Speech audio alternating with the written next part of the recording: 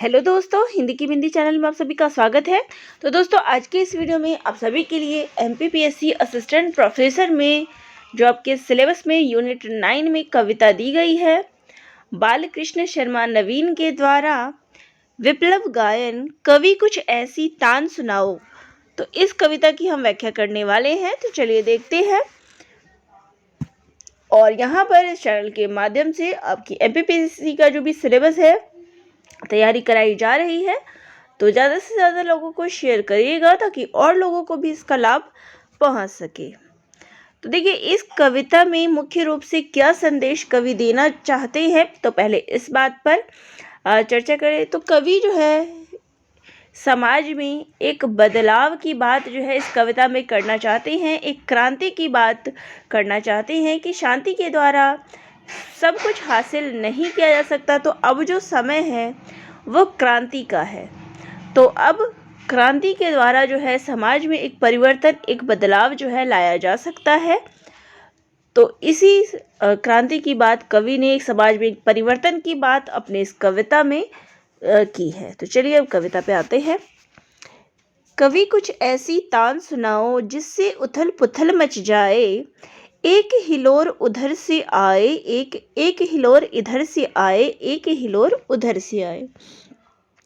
तो यहाँ पर समाज में जो बदलाव लाने की इच्छा है वो इन पंक्तियों में कवि के द्वारा किया जा रहा है कि कवि अनुरोध कर रहा है कि वह कोई ऐसी तान सुनाए जिससे हर तरफ क्या है, उथल पुथल मच जाए, एक प्रकार का हलचल जो है वो सब ओर हो जाए।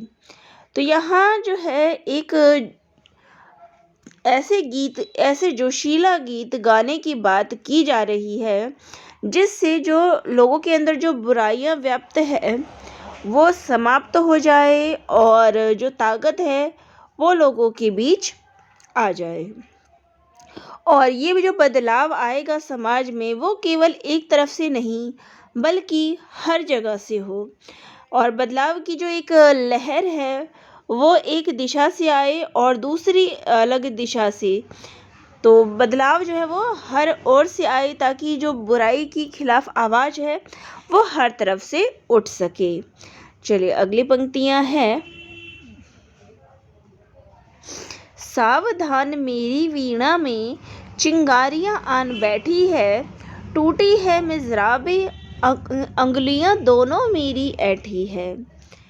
तो यहाँ पे कहते हैं कि कवि क्या कह रहे हैं, सावधान, यानी कि अब जो है अपने गीत से जो है सबको क्या करना चाहते हैं, सतर्क करना चाहते हैं, सावधान करना चाहते हैं। तो कवि कहते हैं कि मेरी वीणा में जो है इस प्रकार की चिंगारियां जो है आ चुकी है, यानी कि अब जो है उनको अपनी बात बोलने से या दूसरों तक पहुंचाने से कोई भी नहीं रोक सकता। वे क्या है, निडर हो गए हैं। टूटी है मिज़राबे, तो यहाँ मिज़राबे क्या है, तो मिज़राबे जो वीणा में जो तारे लगी होती है उनको कहा गया है कि वीणा की मिज़राबे तार को छेड़ने के लिए जो एक उपकरण इस्तेमाल किया जाता है, ये जैसे वीणा होती है तो यहाँ पर एक उपकरण जो इस्तेमाल किया जाता है उसको मिज़राबे कहा जाता है, कि वो जो है टूट चुकी है। और वीणा बजाते बजाते जो मेरी उंगलियां हैं वो कैसी हो गई है, तो अकड़ गई है, ऐठी है यानी कि अकड़ गई है।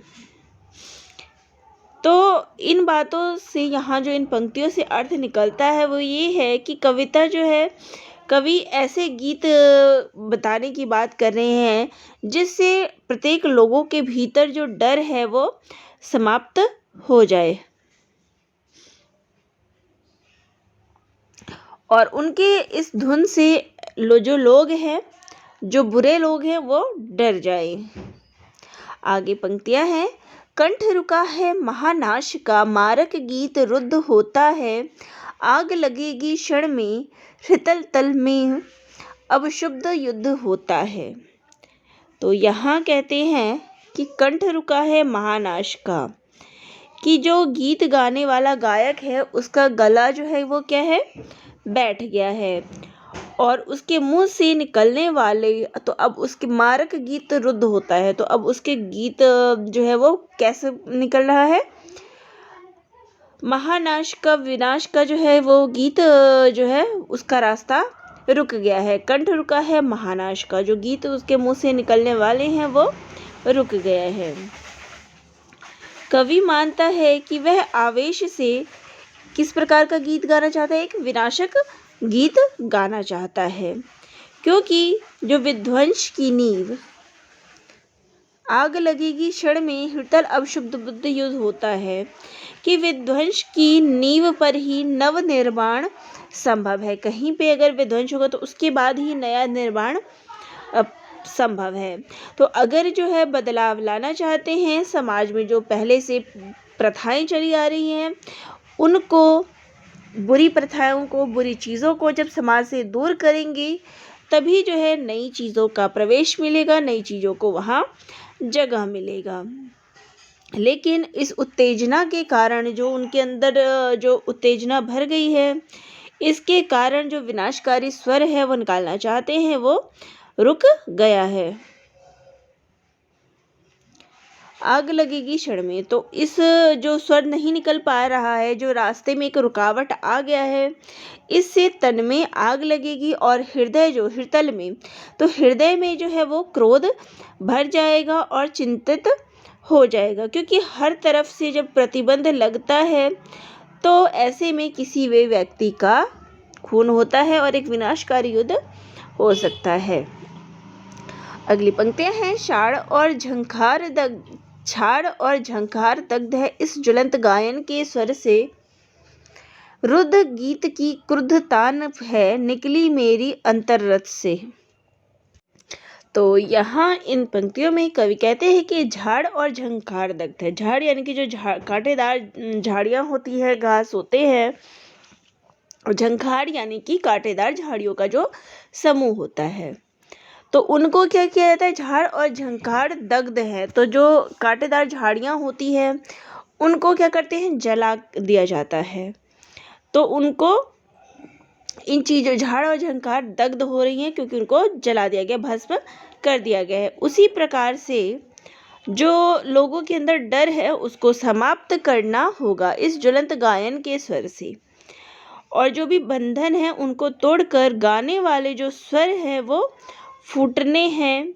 तो उससे, इस ज्वलंत गायन के स्वर से, तो फिर जो स्वर निकलेगी उससे हर तरफ क्या होगा, एक प्रकार का आग जो है वो सब और लग जाएगा। रुद्ध गीत की क्रुद्ध तान है, तो जो गीत जो है वो क्या है, अवरुद्ध गले से होकर निकल रहा है, तो एक रास्ता बंद सा, अवरुद्ध सा जो है प्रतीत हो रहा है।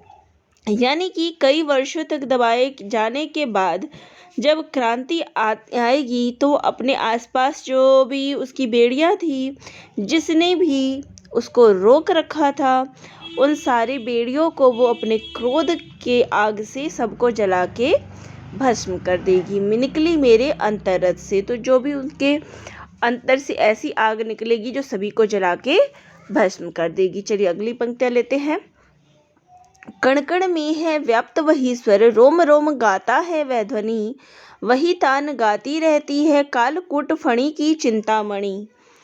तो यह कहते हैं कि कण कण में है व्याप्त वही स्वर, कि कवि जब अपना गाना गाने लगता है तो कण कण में क्या है, एक ज्वाला सी फैल जाती है।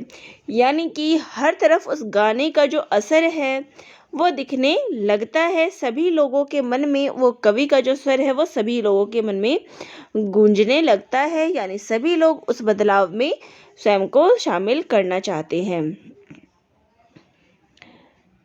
और यह सब देखकर ऐसा प्रतीत होता है, कालकूट फणी की चिंतामणि, तो यह सब देखकर ऐसा लगता है जैसे कि कोई विषधर जो है वो मणि की ज्वाला से, मणि से, विषधर की मणि से कोई ज्वाला सी निकल रही हो। कालकूट फणी की चिंतामणि, तो कोई विषधर के फन से जो है चिंतामणि, मणि जो है वो निकल रही है। तो यहाँ कहने का जो तात्पर्य है यही है कि जब बदलाव होने लगता है तो उस बदलाव पर विश्वास करना कठिन होता है।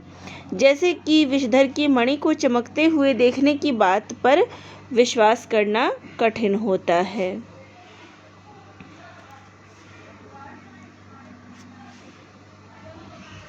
चलिए आगे पंक्ति देखते हैं।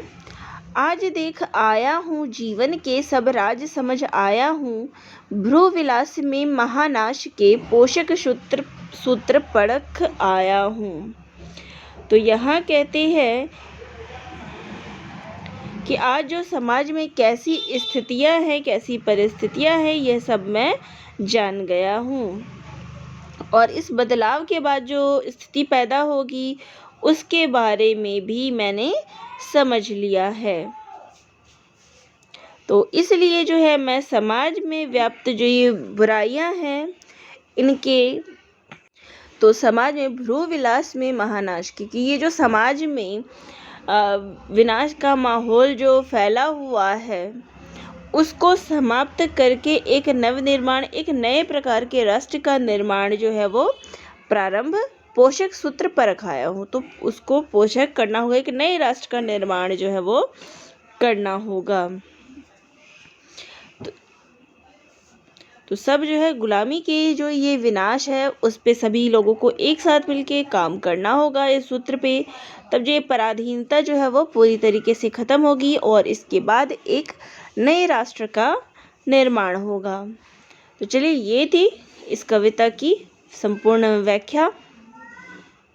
तो यहाँ पर इस कविता के माध्यम से जो मुख्य बातें सामने आती है तो वो यही है कि देखिए उस समय जिस समय ये कविताएं रची गई थी, समाज में एक जो व्यवस्था थी वो अंग्रेजी शासन व्यवस्था थी। तो वहाँ उस समाज में जो गुलामी की बेड़ियाँ थी उनसे लोगों को बचाने के लिए, उनके लोगों के अंदर क्रांति की भावना को जगाने के लिए जो कविताएं थी उसी प्रकार से लिखी गई थी। तो यहाँ भी जो समाज में व्याप्त बुराइयाँ और पाखंड की जो जंजीरें हैं उन सभी को तोड़कर प्रगति के मार्ग पर बढ़ने के लिए जो बात है इस कविता के माध्यम से कही गई है। तो मुख्य रूप से यही बात इस कविता के माध्यम से जो आती है, संदेश दिया गया है कि कवि के द्वारा एक क्रांति लाने का अनुरोध जो है लोगों से किया गया है ताकि समाज को एक बेहतर रूप दिया जा सके। तो चलिए मिलते हैं नेक्स्ट वीडियो में, और इस वीडियो से संबंधित कोई जानकारी चाहिए तो कमेंट ज़रूर करिएगा और चैनल पे नए हैं तो सब्सक्राइब भी ज़रूर करिएगा।